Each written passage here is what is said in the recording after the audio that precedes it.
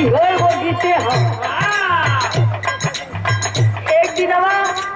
एगो मोबाइल में तनी गाड़ी दिहलस गौरियन के हौरी के गाड़ी दे तना करियोलस लेकिन मात्र 3 आदमी का खेसारी को दिनेश को पवन सिंह को जवन गौलस तब ने के तो छोड़ दिया